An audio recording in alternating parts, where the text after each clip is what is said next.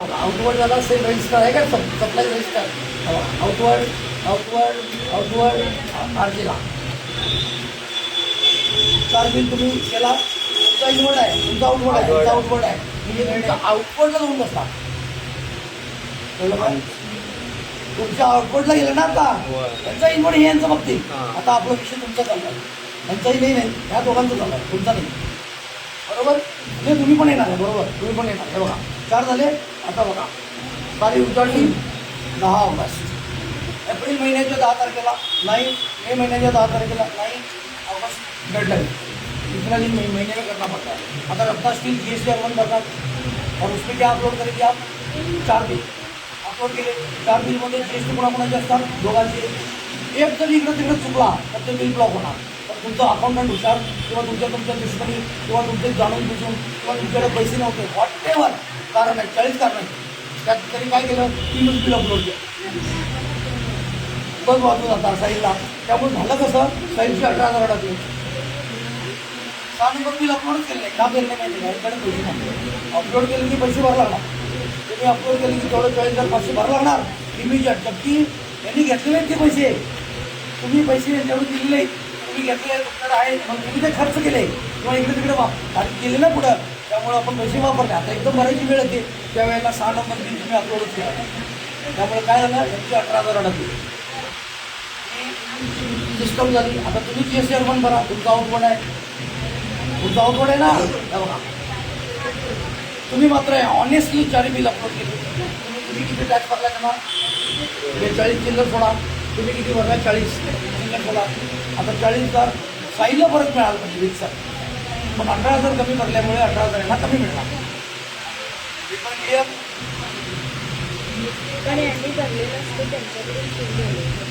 ही चूक यांची झाली ना अशा केसमध्ये साईल वारंवार यांच्याकडे जातात, फोन करतात, मेल करतात की हे बिल राहिलेलं आहे, हे बिल अपलोड केलं आहे का, 4 बिल अपलोड म्हणजे टाळम टाळून अकाउंट बाहेर गेलं आहे, लाईट नाही आहे, कम्प्युटर बंद आहे, प्रिंटर बंद, कितीतरी करण्यात आपल्याला इंडियन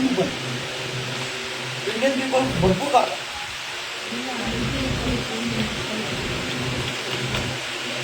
अशा केसमध्ये यांची 18,000 पण हे अडकू नये म्हणून गव्हर्नमेंट एक प्रोसेस आहे.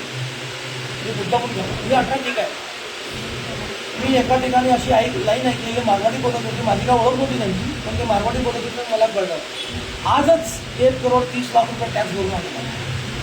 साडी दुकानदार, साडी मॅन्युफॅक्चर सुरत जर 1,30,00,000 टॅक्स भरला असेल तर त्याचा सेल काय असेल? 40 करोड 35 करोड महिन्याचा.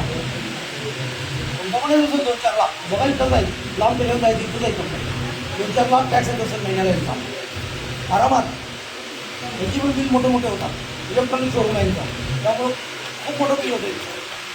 त्यामुळे तेवढं टॅक्स येतो. मग काळाच्या वगैरे आपण जर भरले नाही तर पुढचं अडकतो म्हणजे साईलसारखे लोक अडकतात. आणि साईलनं 40,000-45,000 भरल्या नाही तर निशा अडकणार. पण हे तुम्ही दोघे अडकू नये आणि याला जरा अलर्ट राहावा म्हणून आम्ही एक प्रोसेस काढली. बघा काय केलं, प्रोसेस समजून घ्या. ती प्रॅक्टिकली मी सांगू शकत त्यामुळे आम्ही ते सांगतो.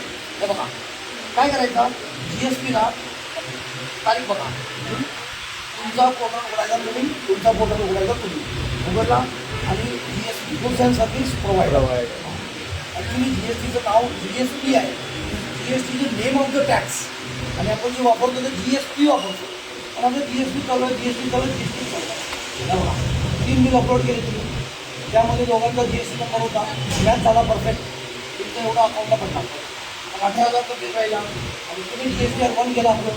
तर दोघांनी सेल 1 केला अपलोड, सेल बरं एकदम क्लिअर. चला स्टेप बाय स्टेप जाऊया. बघा 3 बिल तुमच्या पोर्टलला गेले आणि 4 बिल तुमच्या पोर्टलला गेले. हे 11 तारखेपर्यंत करायचं आणि 10 आणि 11 झालं. आता तुमचं झालं असा की 3 बिल सुपरकार लिमिटेडच्या अकाउंटला जाऊन बसले. 2A माध्यमातून तुम्ही ते चेक करायचं. 2A असा रिपोर्ट आहे, तो ऑटोमॅटिक बनतो, तुम्ही बनवायचा नसतो. माहिती आहे का दाखवू? हेच की म्हणजे आम्हाला माहिती होतं दाखवणार. बघा लग्न झालेल्या लोकांनी मुलीकडे बघायचं नाही काय नाही ना.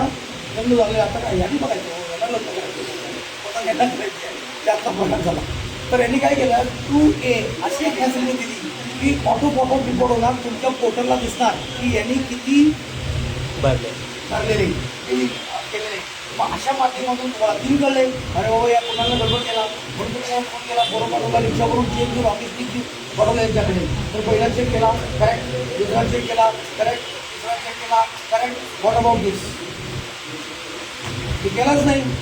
कुणाला फोन केला, कुणाला म्हटलं मी नाही केले, तर तो याच्या माध्यमातून तुम्हीच करायचं अपलोड कुणाच्या अकाउंटला. पैसे पण मला ते आता जाते बघा त्यांना टंब घुमायला येऊन मेसेज पैसे आधी भरायचं म्हटलं मग काय उपयोग? मी आधी 18 दिले आणि 18 देऊ काय नाही ना. पैसे तुम्हीच करायचे. आपला ब्लॉक जायगा आपण स्पॉट पे हे बघा. आणि हे तारीख करायची 15ला, 11 ते 15 पर्यंत नाटक करून द्या. इथे एकच बिल आहे ना, 2-2 बिल असतं, 2-2 बिल आहे ना. जीएसटीवर काम करणार. आता बघा, तू आता अपलोड करायचा परचेस, तू अपलोड करायचा. तू अपलोड केला तुमच्या अकाउंटला 48,500 तुमचा ITC प्रोविजनल इतना मिल सकता है. आता बघा 16 तारखेला ते 6 नंबर पेज रत्नाची हॉस्पिटलला अकाउंटला म्हटलं त्यांना एवढं डिल निघतं. त्यांचं व्याज चालू होतं, तुमचे मात्र पैसे तुम्हाला देऊन टाकतात.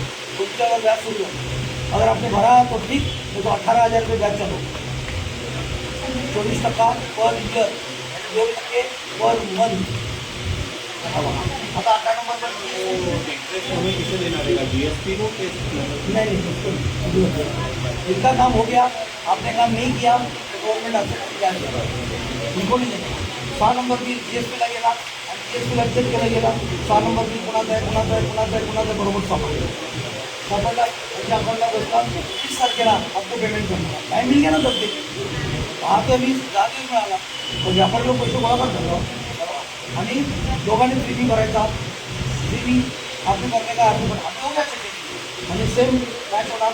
आणि दोघांनी पेमेंट केला 21 तारखे हजर को तुमच्या अकाउंटला ITC सुपर कार्ड लिमिटेड तुमच्या अकाउंटला 40,000 पैसे भरलेले तुम्हाला परत मिळण्यासाठी या 6 स्टेप. आता काय कळलं नाही मला, काय करायचं आहे, कधी करायचं आहे. हाँ सर, मतलब पीरियड में मतलब मेरे को 20 तारीख को भरना है अपने 18,000 और GST को, लेकिन उससे पहले मतलब जो GST है उसमें सारी को एक बार पे मतलब कंसेशन दिया है ना अमाउंट का, साहिल अंधेरे में आपने नहीं भरा तो साहिल ने तो 1 भर दिया, 2 भर दिया था. उनमें परचेस था, वो परचेस का आपके अकाउंट में सीधा आ गया. साहिल को इतना ही पता है कि मेरे 40,000 आने चाहिए और साहिल को इतना ही पता है कि मेरे लिए 4,000 देना है. आपने उसमें से कम किया तो 18,000 में GST आपका मिला तो आपके अकाउंट में वो अपलोड ऑटोमेटिक अपलोड.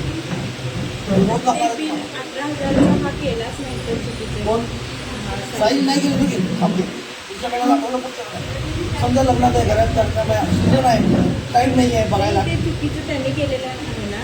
यांनी चुकीचं केलं नाही, यांनी केलंच नाही. हा ते केलं नाही पण त्याचा पण लक्षात आलं नाही. हा राहिलं नो प्रॉब्लेम. ते पैसे राहिले 18,000 पुढच्या महिन्यात अपलोड करा, परत पुढच्या महिन्यात अपलोड करा. आणि तुम्हाला डिसेंबर तारखेपर्यंत म्हणजे समजा हा एप्रिलचा असेल तर डिसेंबरपर्यंत, ऑगस्टचा असेल तर डिसेंबर 9A, B आणि C भरायचा आपल्याला. 9A for different people, 9B for different people, C for composition. त्यामध्ये हे सगळं लोड होतं. तुम्हाला तुमचे सगळे बिल 1 टाईम अपलोड करावे लागतात. त्यात 18,000 सांगा आणि त्यातून पण नाही गेले तर गेले तर डिसेंबर डेडलाईन आहे.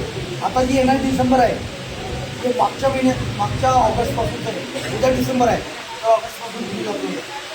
आणि सप्टेंबर 1 तारखेपासूनची परत पुढच्या डिसेंबरला म्हणजे 16 महिने. SAP मध्ये आपलं अकाउंट इयर 16 महिन्याचं आहे, त्यामध्ये 16 महिन्याचं आहे.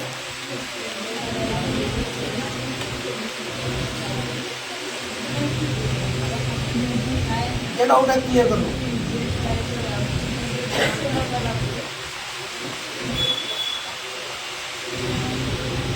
50 बिल झाले, 50 बिल यांच्याकडे झाले. तुम्ही साईडसारखे एकटेच नाही आहेत, साईडसारखे 50 आहे तुमच्याकडे, 30 जण आहे, 5 जण आहे.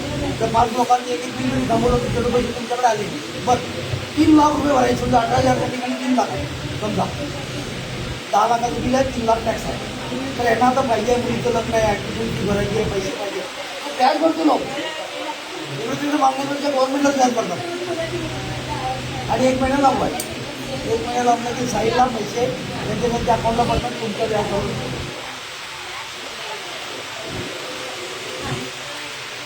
जो भी करने का है ये जाऊंगा पुढे. जो भी करने का है आपको कल मैं कॉल करूँगा. जो भी करने का है 6 स्टेप में प्रिपेयर डेटा बराबर बनाओ. आता प्रैक्टिकल शुरू होगा गुरुवार पासून, तो आपका वो चालू हो जाएगा. बेसॉन बनाओ, लोड करो, मैचिंग करो, जनरेट करो. ये 7 स्टेप जर परफेक्ट कर लिया तो जीवन काहीच नाही, नॉर्मल आहे. पहिला प्रिपेयर डेटा. एक बात का ध्यान रखना, अब हम लोग देखेंगे invoice which batch 79 problem, 79 इनवॉइसमध्ये 79 problem किंवा 10 इनवॉइसमध्ये 79 प्रॉब्लेम. किती हो सकता है? 1 सप्टेंबर